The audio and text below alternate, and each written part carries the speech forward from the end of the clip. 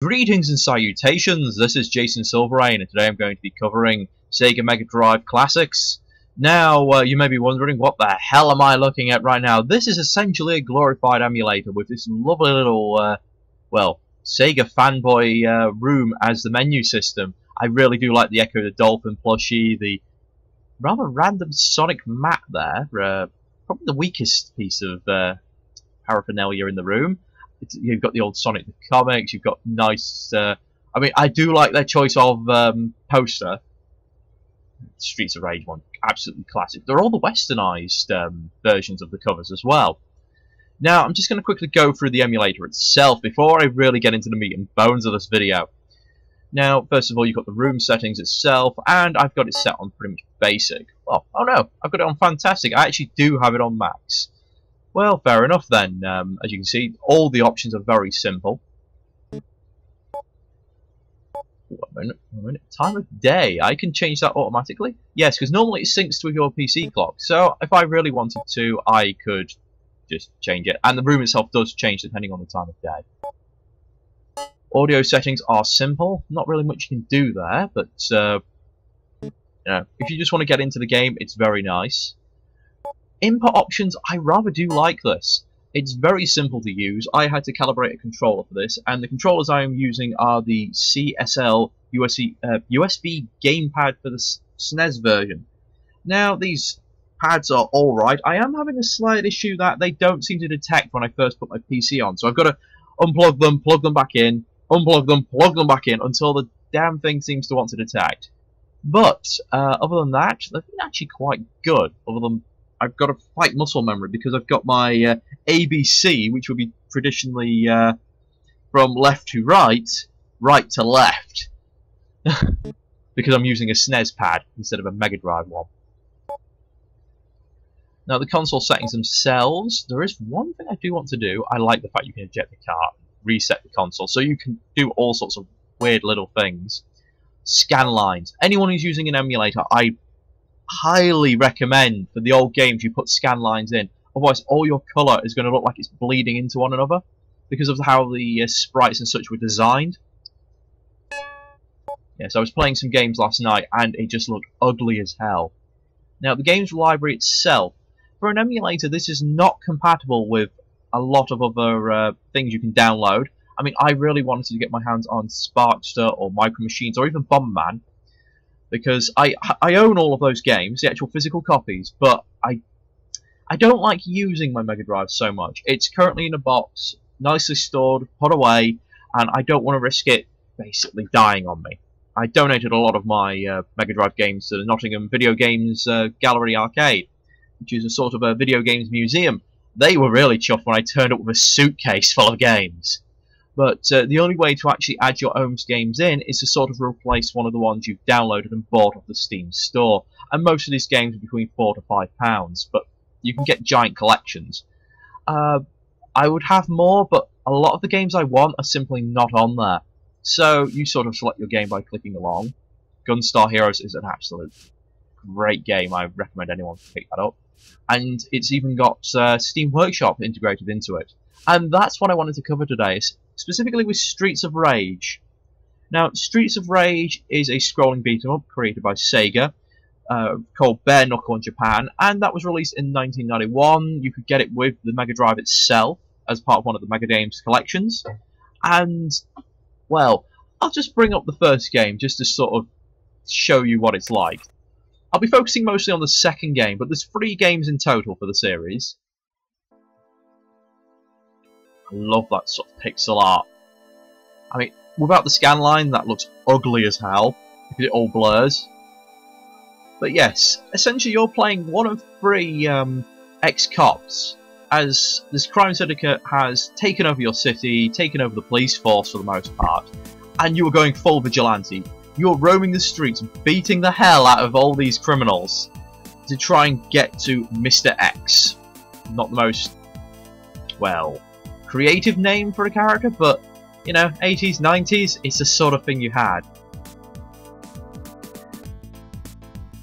Now, the first game is possibly my favourite,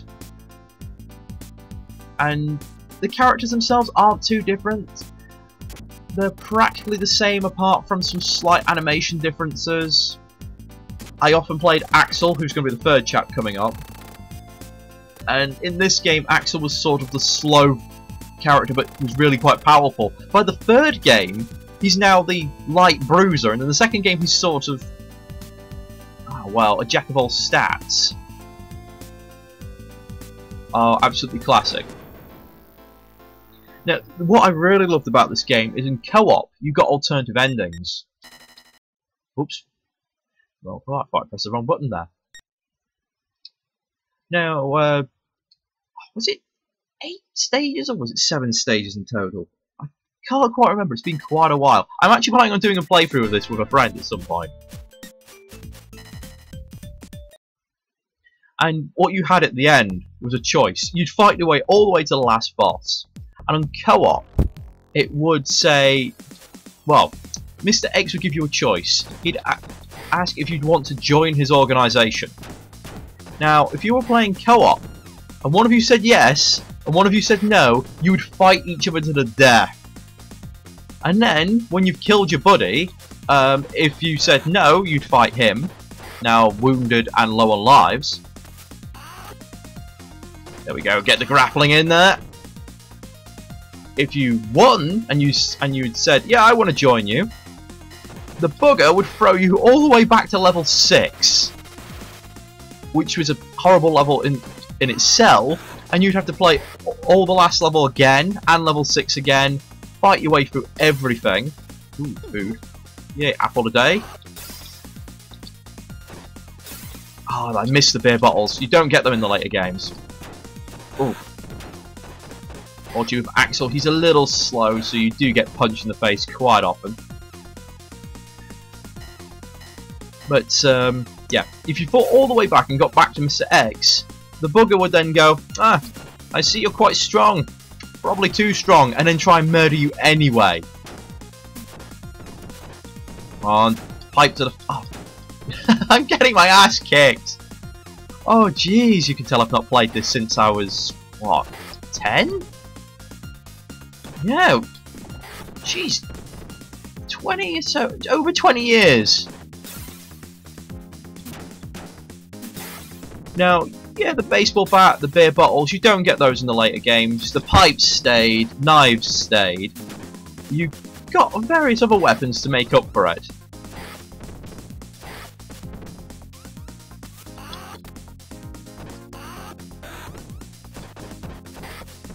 And in the second game, there was quite a few upgrades to the UI. The sprites themselves were larger. Everything was a lot more zoomed in. I kind of like this sort of zoomed out look, though. I mean, it's very simple, and I think it's aged relatively well. Some of you would disagree. You know, I can imagine someone who did not do gaming in the 90s and would probably think this looks awful by today's standard. I mean, certainly no Scott Pilgrim.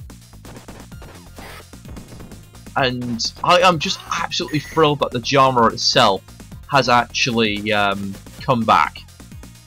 Though, yeah, there's still problems like this. Now, have you noticed the AI being rather cheeky? I mean, it does like flanking, which is very good, but, you know, it sort of hangs off the edge of the map. God, I remember this guy, old Boomer. The only character I've ever seen, other than Link himself, and, you know, only villain I've seen, should I say, other than Captain Boomerang, that uses a boomerang as a weapon. There we go, he's easy enough.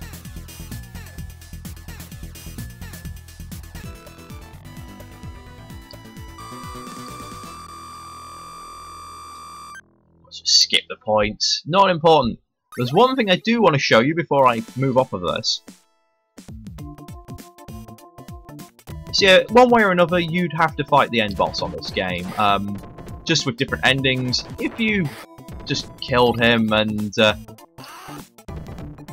yeah, you get the ending where, oh look, you've saved the city. Oh, this is supposed to be the pepper shaker, which stuns enemies. Oh, I've forgotten about that.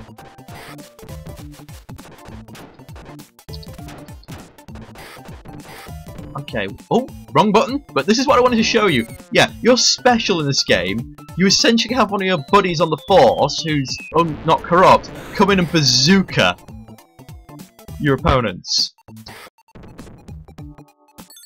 So, I'll move away from this.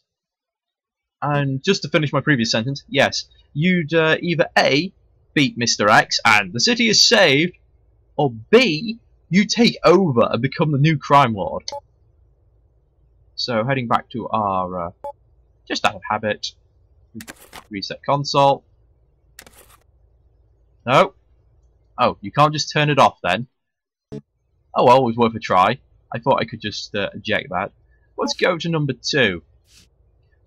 And this was released a year later in 1992. It's considered the best of the series, and this is sort of what I want to look at, because I've been going through the Steam Workshop mods, and there's so many replace a character with this character mods. I mean, I've got ones various Street Fighter games, so I've got Ryu, Ken, Chun-Li, DJ. God. So let's try out the Street Fighter mod. Now, at Streets of Rage 2, Adam, the black chap from the first game, sort of the leader of the group, sort of is captured or unavailable. So the other characters are Max and a huge pro wrestler who's slow, chunky, but does so much damage and amazing at grappling. And Adam's kid brother, Skate, who, well, obviously not his real name, is a kid on roller skates who's pretty fast but weak.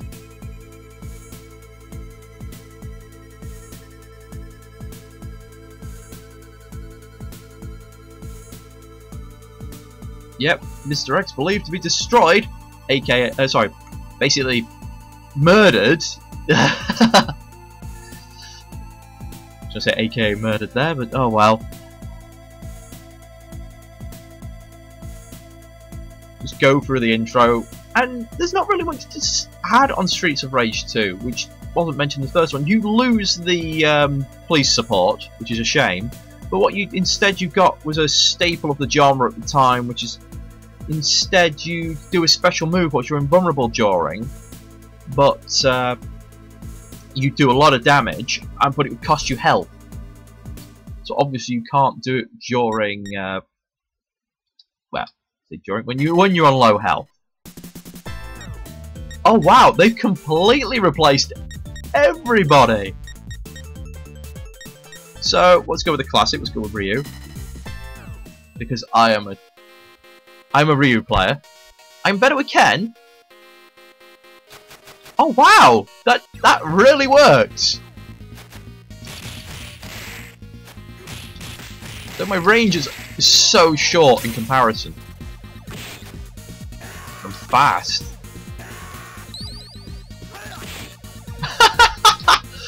Oh god, I think this is going to be my favourite mod ever. Oh, that's just really well integrated into the game. And the combos are smooth. I bet Hadouken is going to be special. And Shoryuken will be,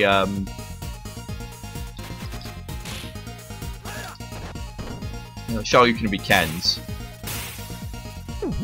Food. So here we go. As you can see, the sprite work, just the backgrounds, everything is so much better. It's really well done. Oh, don't really imagine Ryu using a knife. There we go, just get rid of that. But it's also a lot more zoomed in, there's a lot more detail. And for some reason the third game sort of goes a bit more gritty, and they try to be less cartoony, more realistic. It just doesn't look as nice. I mean, Golden Axe had exactly the same problem. I mean, this sort of era was just amazing for scrolling beat-em-ups. You had your Double Dragon, you had Golden Axe, you had Final Fight. Ooh, damn it. Gotta watch it standing on those. There we go. You had Streets of Rage. You had Captain Commando. The arcade was full of them. You had Alien vs Predator. In my opinion, one of the best of them. Absolutely amazing game. Cadillacs and Dinosaurs, if you'd like going through and beating up, well, people and dinosaurs. Oh, there's a few mech-based ones which didn't make it out of Japan. I managed to get a copy of them on MAME, but just because I wanted to actually do a video on them at some point. But I can't quite get them working. I've not quite got my head around all of MAME yet. I'm having to do it without a decent HUD. And with the latest versions of MAME are not really compatible with a lot of the versions of the games that are up there. Come on then, my knife versus your knife. Bring it. Oh.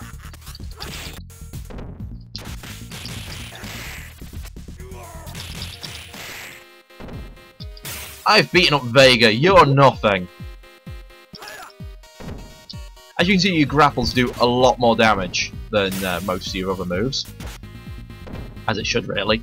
And to do grapples, you just walk into the guy.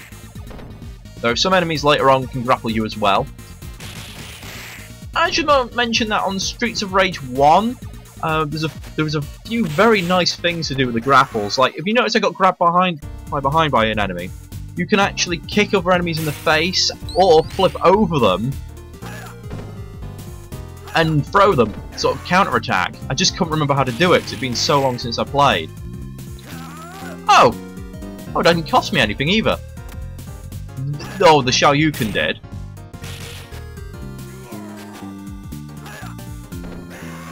I wonder how if I do a Hadouken then? Can I even do a Hadouken? Well, certainly the traditional input isn't going to do it.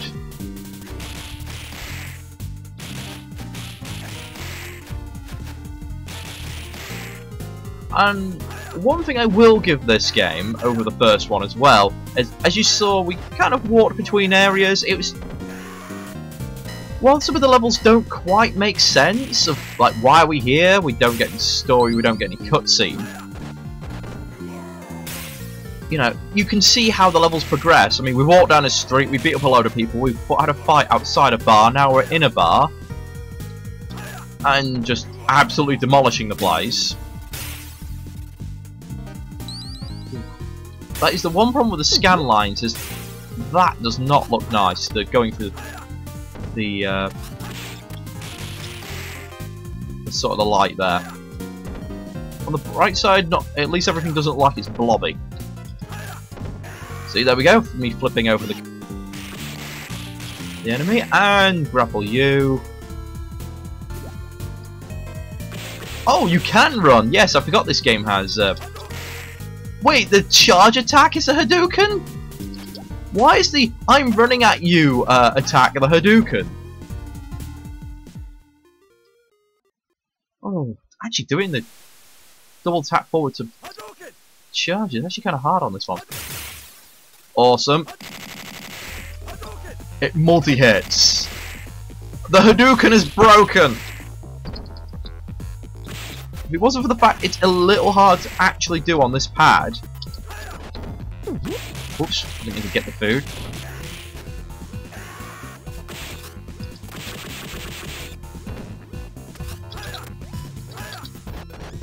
That would be...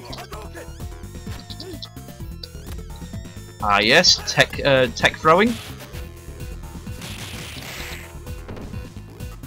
I guess I got sidetracked. I do apologise. The other thing that I wanted to mention was in the first game, there were certain enemies that were so fat, if you tried to throw them, they'd crush you. Certainly if you were anyone other than Axel, they'd crush you. Adam, I think, could get away with a few types of throw. Blaze, unfortunately, wasn't very strong. So, yeah, she'd just get squashed by these guys. That was removed in this game. Apart from one enemy which is similar. But I think that's enough for now, with Ryu. So I can say the Street Fighter 1 was amazing. I'm going to have to try out some of the other characters. Now, there is a way. How do you do it? I'll go back. Load. Load, please. I should have a slot here. Oh, it might be because it's not compatible between mods. So that's sort of what it looks like without the scan. Well, zoomed out without the scan lines. So if we go back, one or two of the other mods. I mean, we've got. I imagine the other Street Fighter one works just as well. And since I was talking about it anyway, where are you? Aliens vs Predator, one of my favourite scrolling beat 'em ups. So for some reason, probably for just rule of cool, someone took the Predator from it and replaced Max, the big wrestler guy, with the Predator. They play pretty similar, but for a few things. Oops. Oh, bugger. So, to go to a game I started last night, this is the Predator. He's absolutely gigantic compared to everyone else, but as you can see, because of his size, he's very easy to hit. And I'm playing on one of the later levels now. This is when the game actually starts getting a bit hard and there's lots of sort of cheap hits in on you. And he's very much similar to Max, except he's got far more range. And oh, he has really no downsides apart from the fact he's really slow. But what I love is when you get a weapon with him, you use the shoulder cannon. Which, actually, nicely, when I was playing it last night, the sprite was glitching quite a lot when I did the shoulder cannon.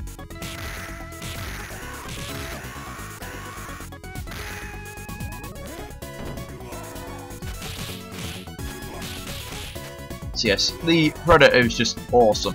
The only thing I can really say is his specials are a little weak. And because of his size, yeah, that happens a lot. It's very easy to just get cornered, and once you start getting hit, there's no way really out of it.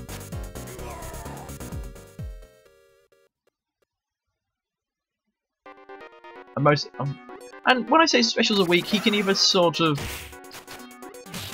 swing this weapon above his head in a very short range. Ah. Turkey right there, and I couldn't use it. Or he can do sort of a forward roll towards people.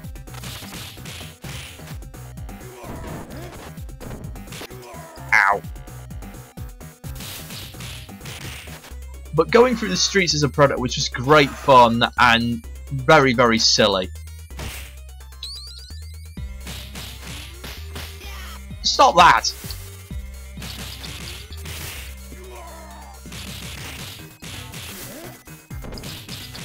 And you can see I'm just ripping my way through these mooks. I am getting hit far more than I'd like, though. That's because I'm fighting fast mooks and I'm a slow character.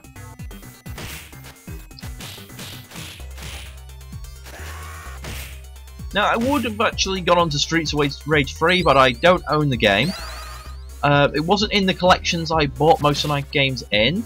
There's his run attack. It's rather short range, not great. It looks nice, though. I like how they've tried to integrate quite a lot of the moves from Aliens vs Predator into this.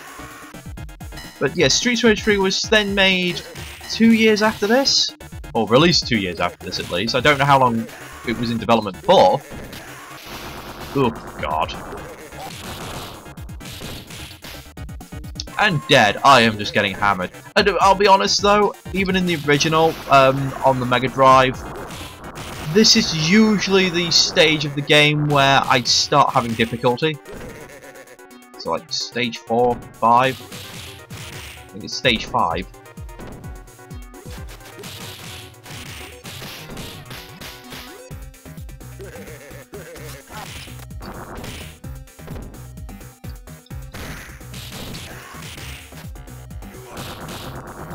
And oh, you fat git! That does so much damage. I really wish this guy had the discus. The one thing I do wish this mod had put in is the Predator weapons from the Aliens vs Predator game, because that would just be hilarious.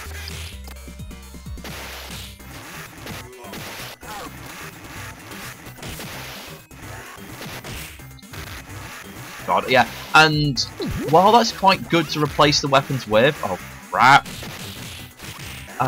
it does have this disadvantage of, well, it really pins you in place. You can't do anything with it. Let me off the floor!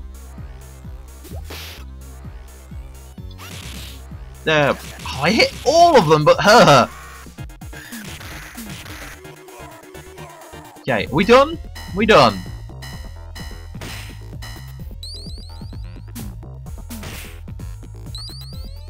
Can I have some food, please? I'm eating the food early. I really shouldn't. Yeah. Hate this guy. Hate you. Stop it.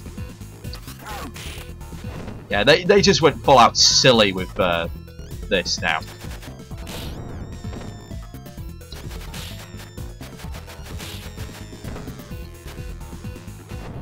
For the invincibility frames. Get the guy who's trying to be Blanca. Stop it. Oh god, you're so slow. Just...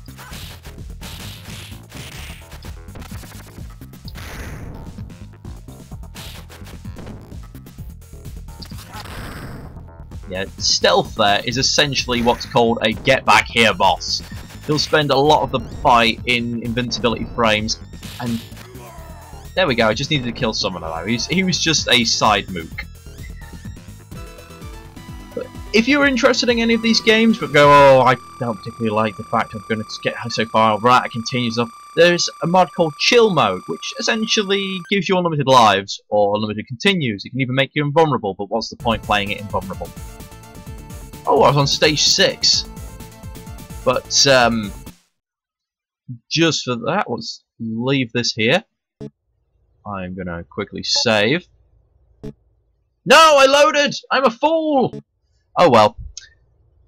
I can probably do better. And there is one more I want to cover.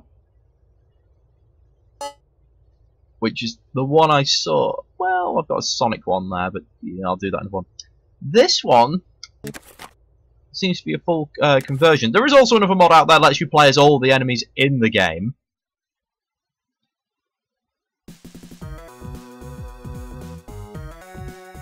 What?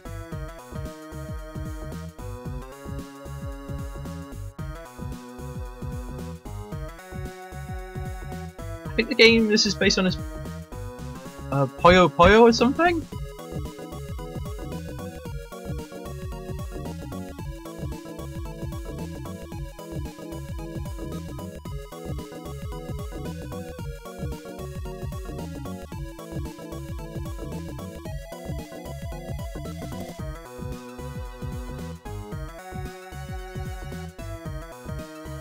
They have done a full conversion!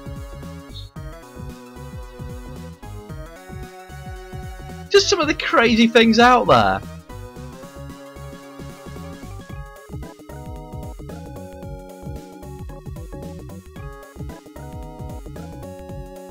Is it going to say Streets of Rage on the splash screen? Is it even going to have a splash screen? What am I looking at here? Come on. No, it's still Puyo Wars. Survival? That's a new mode. Okay, let's just quickly have a look at this one as well. So it looks like they've taken the mod that lets you play as all the different characters in the game and then changed it so you get the hell? All these different things.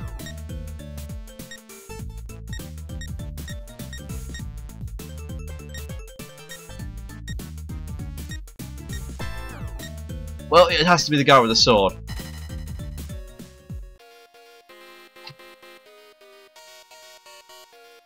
Oh, that movement animation, that's horrible. He's just flying. And it's... okay. Stop that! Wow, it's... I love the concepts. I really like the fact they've kind of done a full conversion. But those hitboxes,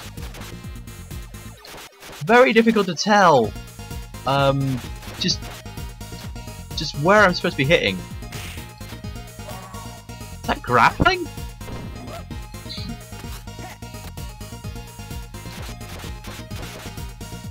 Probably help if I knew the source game these guys are from. But let's have a look at your special then. So yeah, if you want a cute version of Streets of Rage to play with your little kids, if you don't want them beating up people, I'd advise this one. This one's actually pretty funny.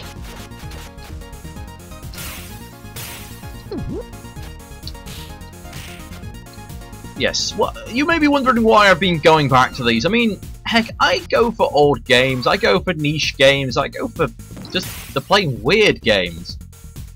Well, oh wow, okay, knives do not work. That does not work. But the reason I've been sort of going through Streets of Rage is I managed to get a hold of a game called Streets of Rage Remake. Now, for those of you that don't know, this was an 8-year-long project by Bomber Games, a small Spanish developer fan studio. And, you know, they sort of went to Sega going, well, you guys have been trying to make a Streets of Rage 4 for years, it's obviously not coming out, do you mind if we have a go? And Sega kind of, well, far as I know, didn't really reply to it, didn't give them a cease and desist, didn't really mind. But it's once it was up for distribution after, you know, the 8 years, and it was on version 5, they unfortunately got a cease and desist, and it was no longer available for public, well, distribution. Much like Pokemon Uranium, same sort of situation where you have to uphold copyright, because if they don't, then, well, this is the way the copyright laws work. It means anyone and their uncle could have just started and using Streets of Rage, and they wouldn't have been able to kind of claim it's one of their own things. I'm actually curious to see what the boss looks like. Wait, is that the knife dude? Yes, it is. And he pulls out a treasure chest. Oh wow, that animation's awful. Yes. And the thing with the Streets of Rage remake, it has scenes from most of the different games. It has over 40 cutscenes, 8 different endings, multiple paths, tons of characters, and a whole like shop systems that when you play through the game, you know, gain essentially currency, which then you can spend for cheats, secret characters, power-ups, that sort of thing. An amusing thing is if you actually access the game at a certain point in time in the shop, then Blaze, who actually owns the shop in it, is asleep, and you can shoplift from the shop. But like many games which allow you to do that, Link's Awakening coming to mind, it's a 50-50 chance you'll get caught. If you get caught, you get thrown out the shop, and you have to finish the game before you can access it again. If you don't get caught, well, yes, you get the item for free, but you can no longer buy things from the shop until you pay off that item. And I thought, if I was going to look at the remake, you sort of have to see the originals first to get a good comparison. So I thank you for watching. I really recommend just like maybe picking up one of the Sega Mega Drive collection. I mean, the emulator bit itself is completely free. You just have to pay what, £4 or £5 for one of the games, or I recommend the bundles. If you see a series of games, you really do make a saving on those bundles. At least between £5 to £10 a lot of the time. Even better if you get it during sort of like Christmas, where all the games are then reduced to sort of £2 to £3. So he's supposed to be one of the ninjas. Well, the cat makes sense being a ninja. And there is quite a good modding community on Steam for this. I mean, I went for Streets of Rage because it has the not only because I want to check the remake, but because it also has some of the most varied mods. A lot of the others are the Sonic-based mods. And in Russian, so I can't really judge what they do. But thank you again, and I'll catch you guys next time when I'll be hopefully having a look at the remake.